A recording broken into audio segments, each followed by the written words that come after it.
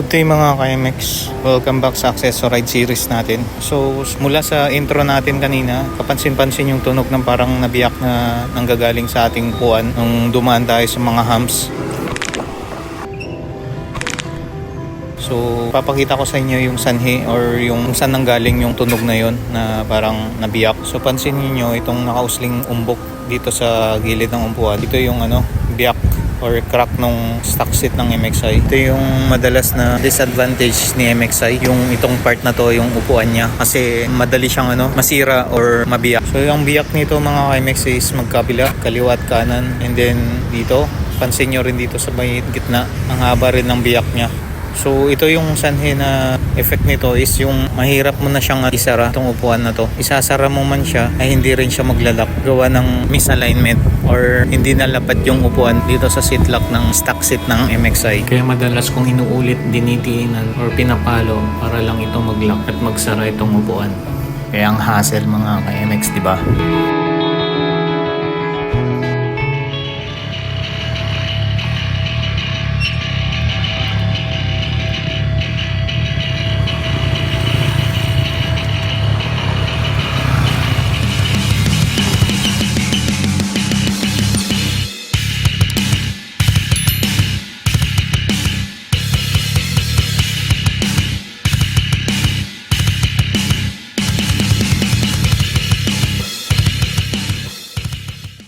Kaya ang the best solution na ginawa ko, nag-order ako through online ng replacement nitong upuan mga ka-MX.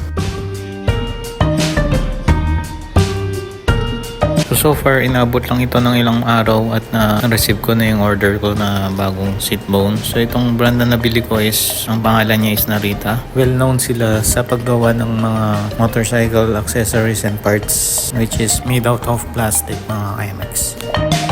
So Narita brand name from Indonesia. Itong seat bone na nabili ko, good quality siya. Mas matibay kaysa sa stock seat bone ni MXI ng Yamaha kasi made from pure plastic seat. At mapapansin mo talaga na mas matigas siya compared dito sa stock seat ng MXI. Yung first impression ko dito, ang ganda. Unique rin kasi color white siya. Hindi siya yung typical na black na color na plastic made na seat bone. So dagdag na factor at forma ito. Dagdag na pogi points para sa ating MXI. Pagkatapos natin i-unbox itong seat bone, papalitan ko siya ng seat cushion. Tatanggalin ko muna itong black, itong rubber seat cushion niya, and papalitan ko siya ng color blue na mas maliit na rubber cushion. Yung brand nito ay Auto Trend at galing ulit ito sa Indonesia.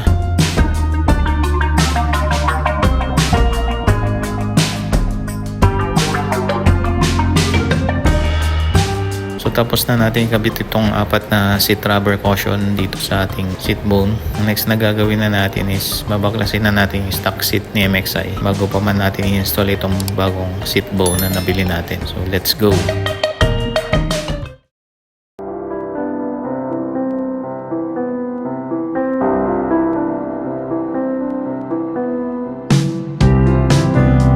Pagbabaklas ng stock seat ni MXI ay tatanggalin lang natin yung dalawang 10mm size nut mula sa stem ng seat bone or ilalim ng upuan ni MXI.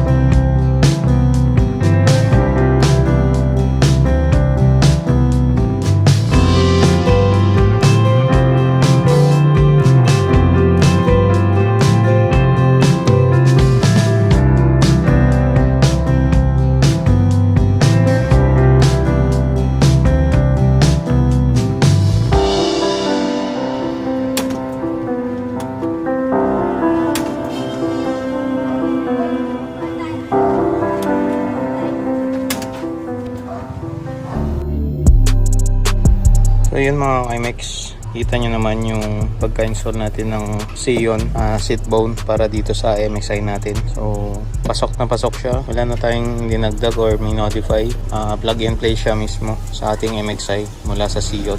So sana nasagot ko yung mga katanungan ninyo mga kagulong ka-MX regarding dito sa fitment ng Sion GT na upuan para sa ating MXi. So plug and play siya mga ka-MX.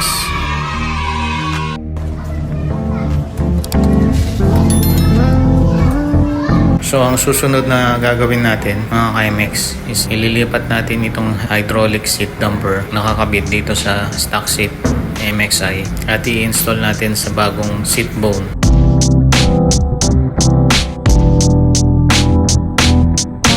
So after natin baklasin ng hydraulic seat damper ay lilinisin muna natin at pipinturahan. At the same time lalagyan na rin natin ng oil or lubricant dito sa shafting ng hydraulic damper para in good condition pa rin siya bago pa man natin install dito sa bago nating seat bone.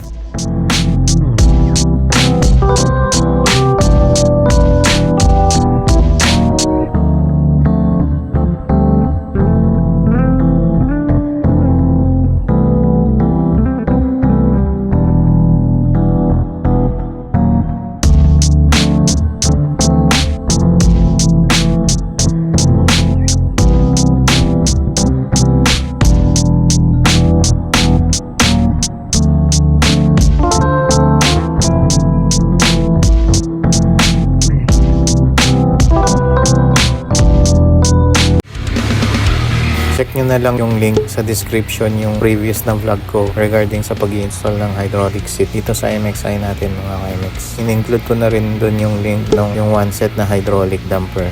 Yun na lang rin yung price at saka specs.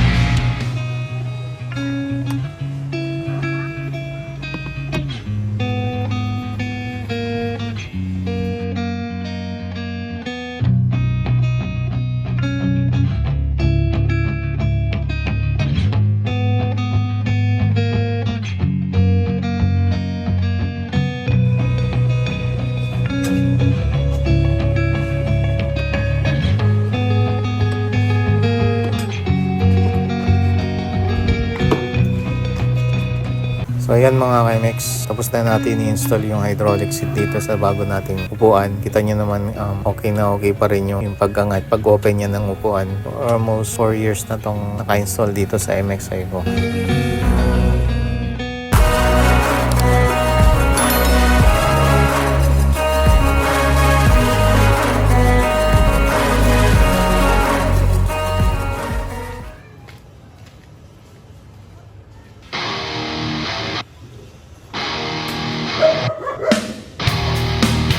So after installation ng hydraulic seat, bali wala pang foam itong seat bone na in-install natin mga MX. Plano ko kasi dito is next month ko pa siya lalagyan or ililipat yung foam mula dun sa nagtanggalan nating stock seat ni MXi. So pansamantala, babalutan ko muna siya ng seat cover mga IMAX. At gusto ko lang rin kasing i-enjoy muna tong ganitong itsura niya. Napakaangas at saka parang flat seat na rin siya. Super flat seat. Dahil nga wala siyang foam. Yun lang, yung downside lang nito, masakit at matigas upuan. So tiis na lang muna tayo. Tiis ganda, ika nga nila.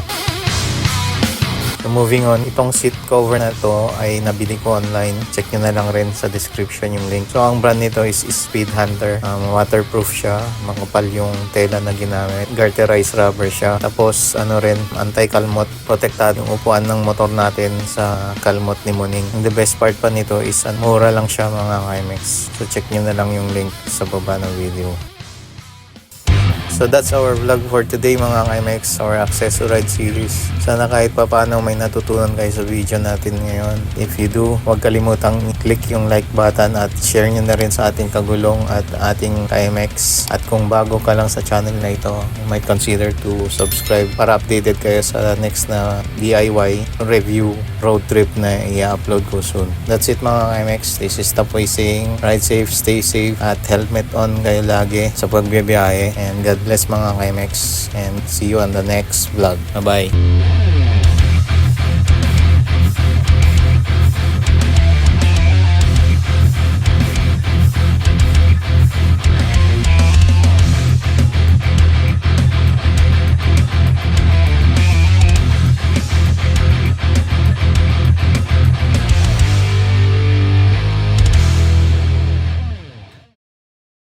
You tell me, who is your daddy and what does he do?